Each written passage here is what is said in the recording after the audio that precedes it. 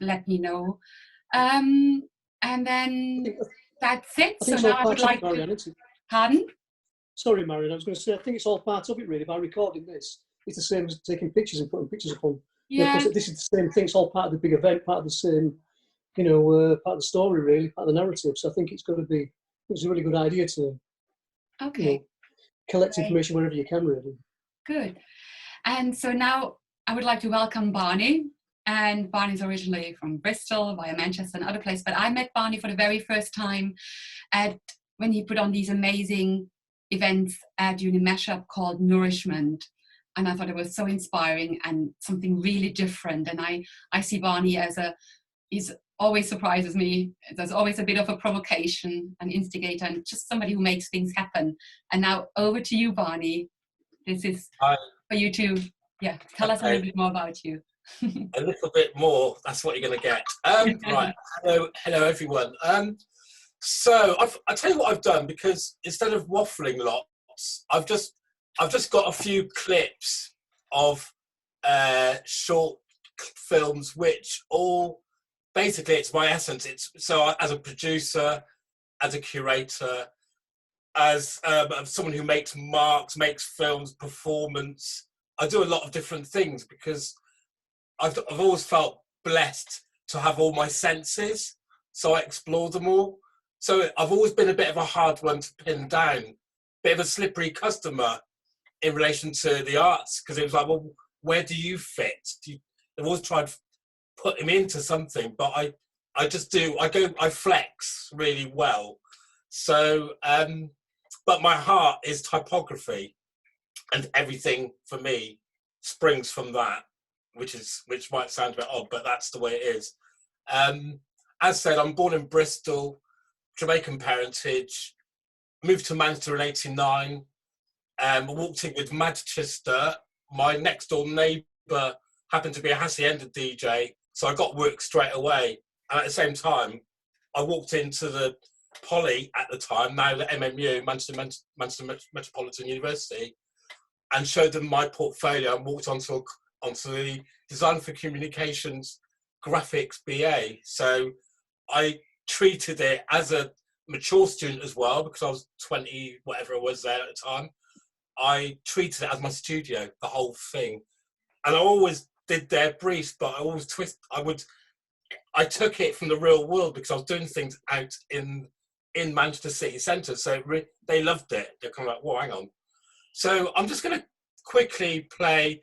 It's about 4 minutes. There are 4 different clips, and the first one is just a little taste. It just gives what things that I've done, been responsible for. Everything that you see it's down to myself, and also then there's bits of the Barbican. So I was in residency at the Barbican.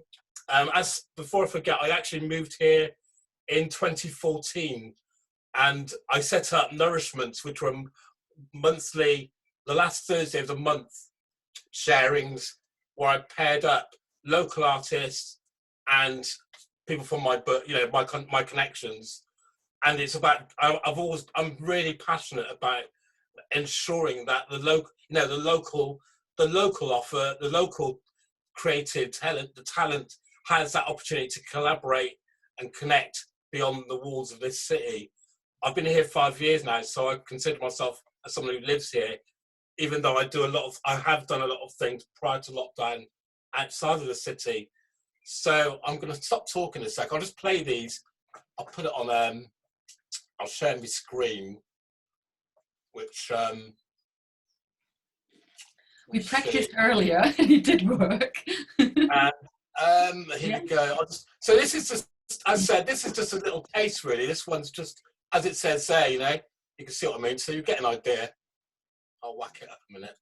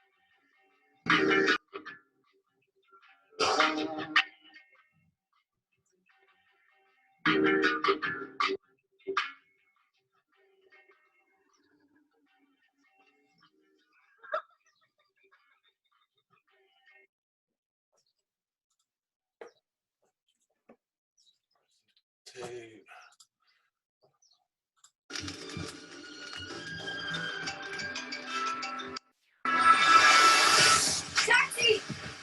Thank you! This is my taxi. This is a matter of like, I've got a major audition. Go! That was interesting.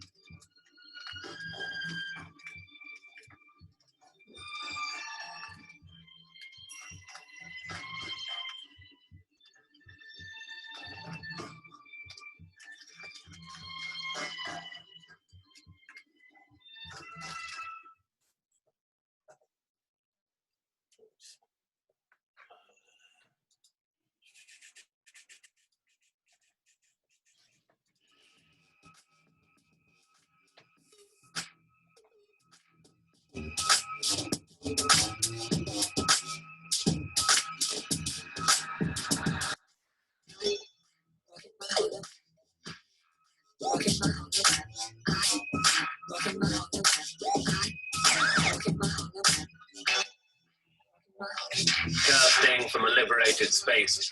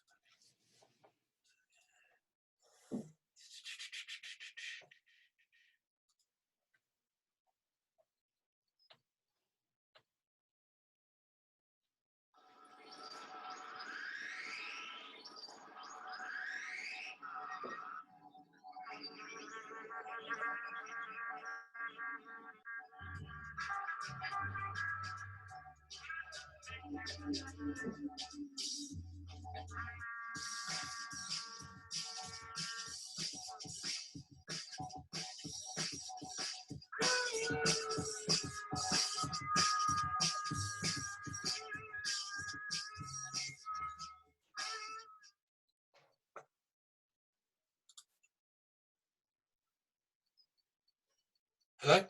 Excellent. Yeah, Sorry, yeah, that was very good, mate. Wow. that was just a few I picked out. I mean, what's really quite funny is it's funny when you look at digital stuff that had been put up, say even 10 years ago, and the quality of what you were putting up then to now in terms of the actual res. And it's funny, there's things further back, and I love the it's got a really weird, painterly, drippy effect with it all. I don't know if you've ever, when you look at old footage, because before we were able to put up really high res stuff, we always had to crunch it down really small. And now those things, they kind of they have their own quality. Anyway, sorry, that was that. Any questions on that before I rattle on? I think the films have got that. So you can see the almost like a Basquiat influence of composition, where that kind of sampling collage effect, like what he does, on a flat surface, you're kind of doing 3 dimensions in film, aren't you? Really, so it's kind of, you can see, it's got a very similar vibe to a Basquiat in a way. Yeah, I mean, growing up in Bristol in the 80s, I mean, I actually went to his first show at the ICA. The household I used to live in Bristol, it was like the centre of music making in the city. So Massive Attack, obviously, and everyone. And so all of those influences, he was really prominent, and Keith Haring as well in particular.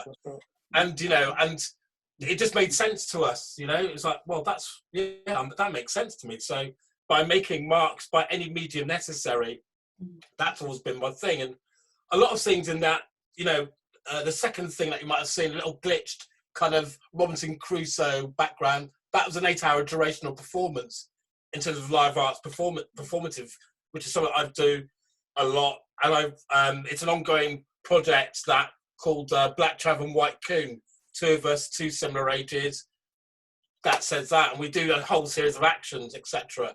And before I forget, actually, because realising 3 of you in the prison service, I actually I was a resident artist with a poet by the name of Lem Sisse for 6 months. We were working with lifers, and they were all Southeast Asian, young. They all committed honour killings, basically. And from that, out of that came an exhibition called Jail Art. It was at Contact Theatre, which is where I worked for a good 10 years, of which some of that you'll see. So there's a lot of crossover in what I do. It's not just one thing. I was going to show one other thing, but I'm not going to. And it's in relation to social sculpture, and it's an ongoing. It was something I did back in Manchester in 2012. I might slip it on at the end. I think I showed. I can't remember. I think I showed Lisa maybe and Marianne, but I'll stop talking. No, that's great. Thank you for showing us that little insight into your past, your working practice. And one thing that really struck me, actually, obviously the visual, but as well, you have a real way with words. You come up with these really unusual, kind of really rich words like doodlebug. I love that. That's amazing. Not sure whether it's one of yours, but nitrobeat, Afrofuturistic. There's a real richness in the vocabulary as well. So I think it's just visually, and yeah, as you said at the beginning, almost you kind of appeal to all the senses. It really has got that. There was music, there was typography, words, and obviously all the collage, the visuals. There's a lot of performance in there as well. Yeah. There really is a lot of performative stuff. So, that's just some moving images to kind of show bits. Yeah. So great. So as well as part, and you've been there last week, I'd like to ask you a couple of questions that we ask everybody who comes onto this show. And just to kind of keep, again, that continuity and kind of dig down a little bit deeper into the experience that people have had during lockdown, because I know we're coming out of it. It feels a little bit kind of anachronistic a little bit that we're doing this now, but I think it's still time to kind of capture as much of this incredible experience as we can. So I'd like to ask kind of the same questions for each artist. So Barney, if you could just maybe in a few words tell us what kind of inspired you to actually join the group initially, what kind of attracted you to the Lockdown Still Lives? Well, to be honest, as soon as you created it, I remember you creating it, in the morning, and I literally saw it early doors because, you know, I do use Facebook in a very particular way, and social. I do use it in a very particular way, and I saw I saw you created it, and straight away it kind of made sense to me because, for one, it's interesting because the space that I'm sat in now has come out of lockdown.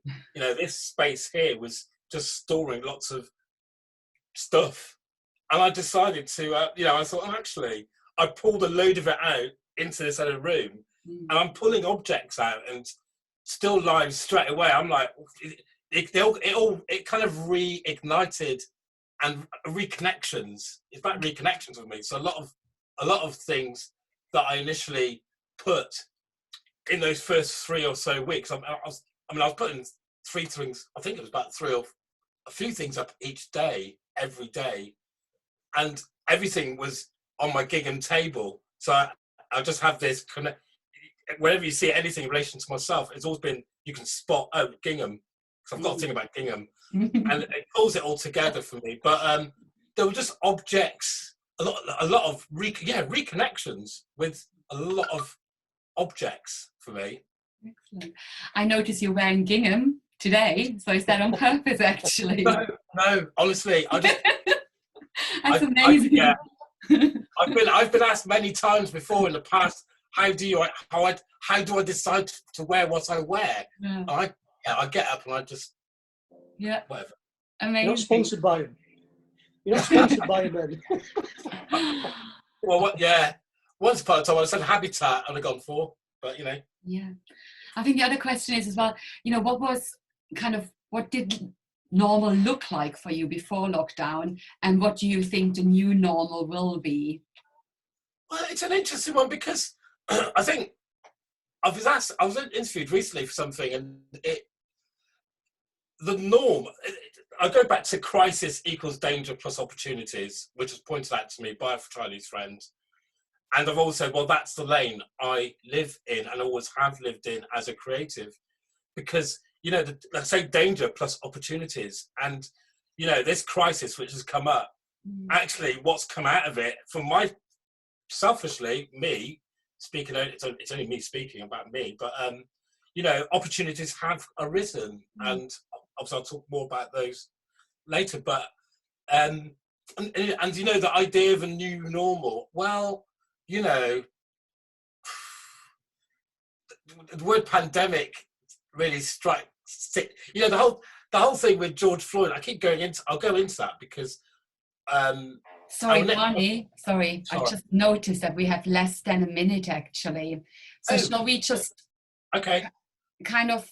I don't know how this best works. If I just end the meeting and we just go back in and then pick that up, because I think that's a really important part you're starting to talk about, and I wouldn't want it to just cut off halfway through. So if I just end the meeting now, if we just all go back in, just click on the link again. Yeah. Okay.